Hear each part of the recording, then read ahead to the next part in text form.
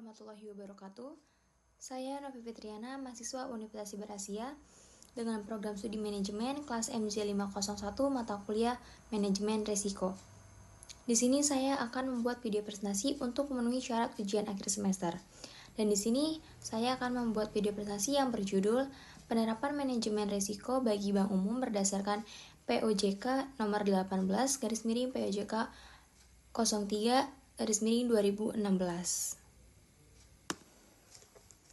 Baik, selanjutnya yaitu ada pendahuluan mengenai manajemen risiko, yaitu proses identifikasi, pengukuran, pemantauan, dan pengendalian risiko usaha bank.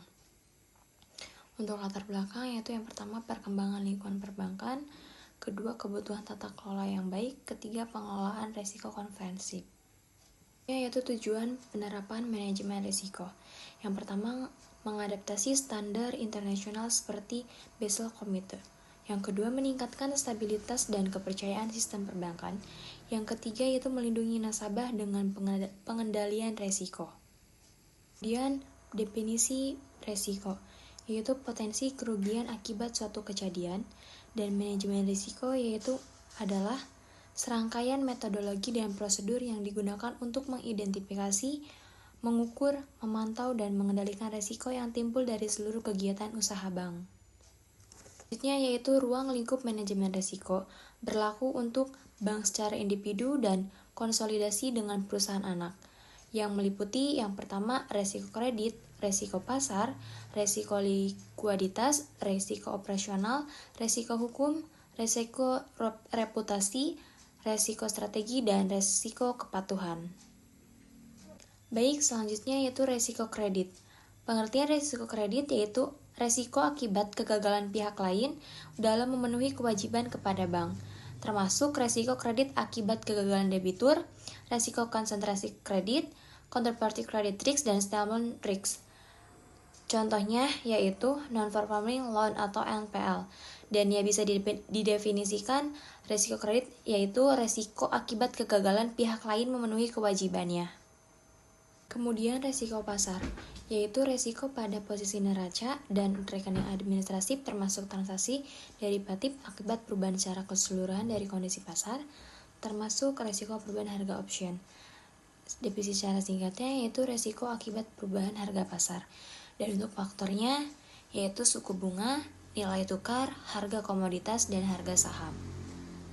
Selanjutnya yaitu risiko likuiditas, yaitu risiko akibat ketidakmampuan bank untuk memenuhi kewajiban yang jatuh tempo dari sumber pendanaan arus kas dan atau dari aset likuid berkualitas tinggi yang dapat digunakan tanpa mengganggu aktivitas dan kondisi keuangan bank. Definisi secara singkatnya yaitu risiko ketidakmampuan memenuhi kewajiban jatuh tempo. Contohnya, penarikan dana besar secara mendadak. Risiko operasional, yaitu risiko akibat ketidakcukupan atau tidak berfungsinya proses internal, kesalahan manusia, kegagalan sistem, atau adanya kejadian-kejadian eksternal yang mempengaruhi operasional bank.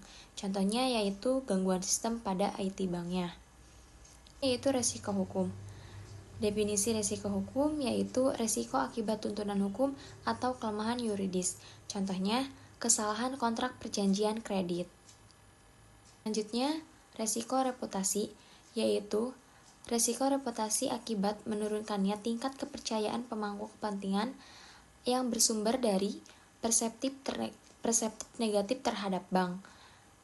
Yaitu definisi secara singkatnya risiko menurunnya kepercayaan akibat persepsi negatifnya.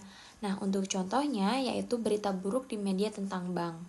Selanjutnya risiko strategi, yaitu risiko akibat ketidaktepatan dalam pengambilan atau pelaksanaan suatu keputusan strategik serta kegagalan dalam mengantisipasi perubahan lingkungan bisnis.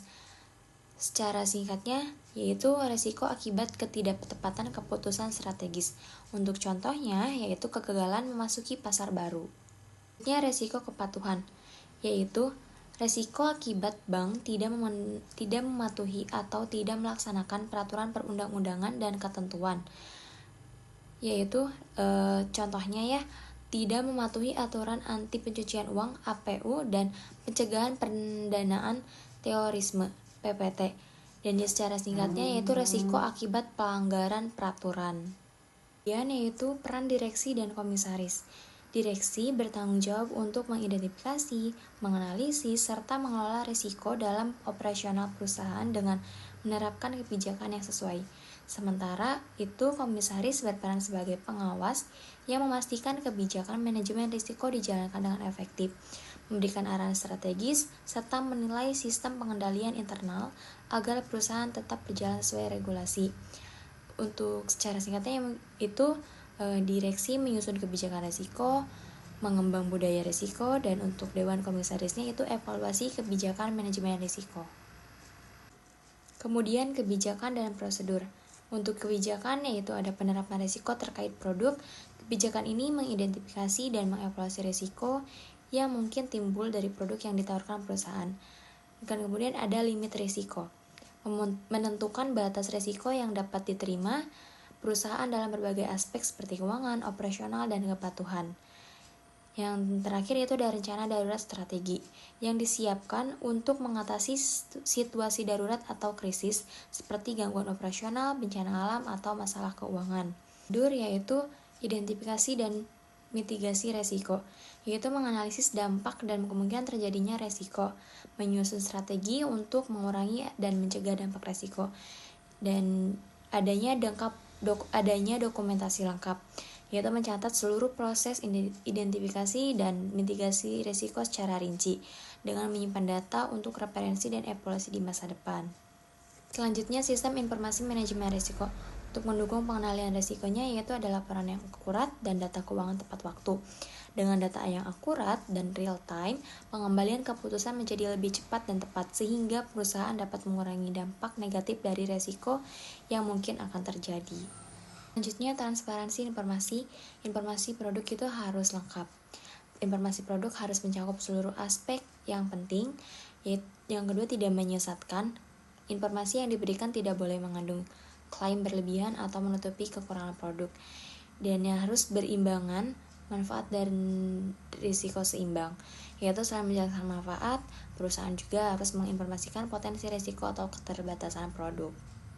Kemudian untuk pelaporan risiko, bank wajib menyampaikan laporan yaitu secara profil risiko triwulan dan aktivitas baru sesuai jadwal. Selanjutnya, sanksi atas pelanggaran. Yang pertama, keterlambatan laporan, ada denda mulai 1 juta per hari dan ketidakpatuhan yang diberikan teguran, pembekuan hingga pencabutan izin. Selanjutnya yaitu penutup, penerapan manajemen risiko. Yang pertama, stabilitas keuangan bank, perlindungan nasabah, dan yang terakhir meningkatkan kepercayaan publik. Selanjutnya yaitu kesimpulan. Manajemen risiko adalah pilar utama stabilitas perbankan untuk mengelola risiko kredit, pasar, likuiditas, dan lainnya. Kemudian regulasi ini memastikan penerapan manajemen risiko sesuai standar internasional untuk melindungi nasabah dan sistem keuangan. Peran direksi dan komisaris penting dalam menjalankan kebijakan risiko dan memastikan kepatuhan. Transparansi, pelaporan rutin, dan kepatuhan adalah kunci keberhasilan dengan sanksi tegas untuk pelanggaran. Manajemen risiko memastikan keberlanjutan bisnis bank dan menjaga kepercayaan publik. Baik, sekian, terima kasih presentasi dari saya. Semoga presentasi saya mudah dipahami. Mohon maaf kalau ada kesalahan kata. Terima kasih. Wassalamualaikum warahmatullahi wabarakatuh.